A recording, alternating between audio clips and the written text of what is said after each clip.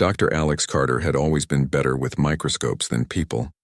In the sterile halls of the intergalactic diplomatic station orbiting Kepler 442b, he found himself once again proving this unfortunate truth.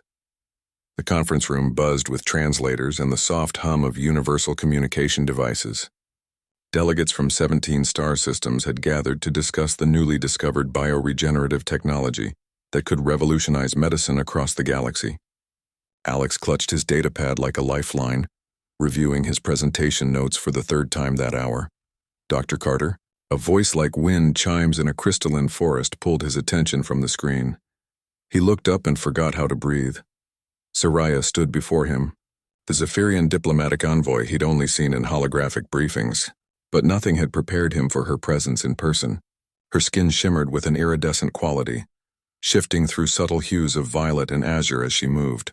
Her form was humanoid but distinctly alien, elongated limbs that moved with impossible grace, and a skeletal structure that seemed to defy Earth's understanding of biomechanics. Yes. Hello. Dr. Carter. That's me, Alex stammered, standing so quickly his chair scraped against the floor with an embarrassing screech.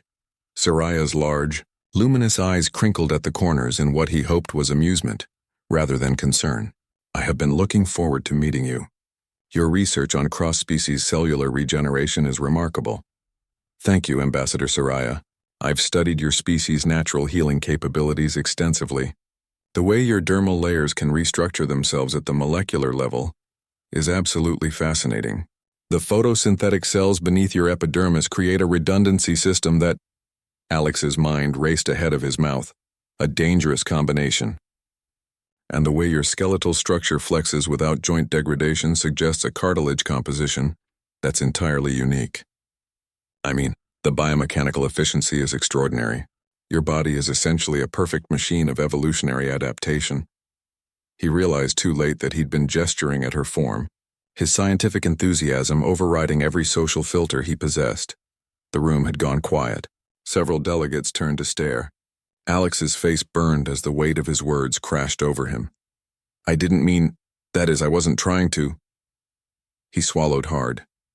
I apologize, Ambassador. That was incredibly inappropriate. I have a terrible habit of thinking out loud, especially when I'm nervous. And I find your species' physiology scientifically remarkable. But I realize that probably sounded like I was objectifying you, which I absolutely wasn't intending to do. Though I understand impact matters more than intent. And Dr. Carter, Soraya interrupted gently, holding up one slender hand. Alex braced himself for the diplomatic incident he'd just created. His career flashed before his eyes. 12 years of education and research destroyed in 30 seconds of unbridled enthusiasm. But Soraya was smiling. Not the polite, diplomatic smile he'd expected before being escorted off the station. This was genuine, reaching all the way to those remarkable eyes. Do you know, she said, her voice taking on a warmer tone. In all my years as a diplomatic envoy, traveling to countless worlds, attending thousands of meetings, I have never once had someone look at me and see me. Alex blinked, confused. I don't understand. Soraya moved closer, and he noticed the subtle bioluminescent patterns that traced along her temples, pulsing gently with her heartbeat, or whatever the Zephyrian equivalent was. Most beings look at me and see either a political entity to negotiate with or an alien curiosity to be tolerated, she explained. You looked at me and saw a marvel of biological engineering. You saw the billion years of evolution that shaped my people. You saw the science and beauty of existence itself. She tilted her head, studying him with those luminous eyes. Do you know how rare that is? How refreshing. Really? Alex felt his panic slowly deflating, replaced by cautious hope and lingering embarrassment. Really? Soraya's expression softened further, though I must admit I am curious about something. What's that? You mentioned you were nervous. Why? Alex laughed, a short, self-deprecating sound. Because you're brilliant, accomplished, and probably the most important person I'll speak to all year. I've read every paper published on Zephyrian biology. I've studied your diplomatic achievements. You negotiated the Antares Peace Accords single-handedly, and I'm just a lab researcher who can barely remember to comb his hair in the morning. Soraya's laugh was like music, drawing more curious glances from around the room. Just a lab researcher? Dr. Carter, your work has potential to save billions of lives across dozens of species.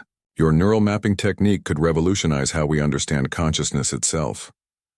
She paused, and if he wasn't mistaken, a deeper purple hue colored her cheeks. And for what it's worth, I find your honesty endearing. In my position, everyone measures their words so carefully that genuine reactions become precious. So I'm not about to be thrown off the station? Quite the opposite. I was hoping you might join me for tea after the conference concludes.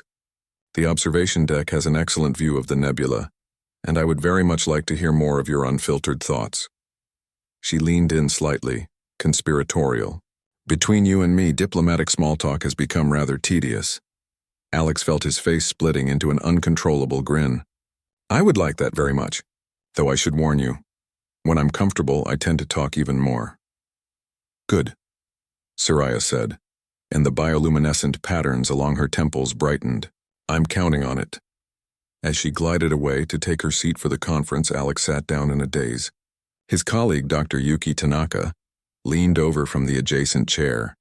Did you just accidentally compliment an alien ambassador's physiology and somehow turn it into a date? Alex stared at his datapad, not really seeing it. I think I did. Only you, Carter. Only you. Later, as Alex presented his research to the assembled delegates, he found his eyes drifting to where Soraya sat in the front row. She listened with genuine interest, occasionally making notes on her own device. When he stumbled over a word, nervous under the scrutiny of so many important figures, she offered him an encouraging nod. For the first time in his career, Dr. Alex Carter realized that maybe, just maybe, his inability to filter his thoughts wasn't entirely a curse. Sometimes speaking the truth, even awkwardly, could open doors that careful diplomacy never could. And as Soraya caught his eye and smiled, he decided that the universe was far more wonderful than even his scientific models had predicted.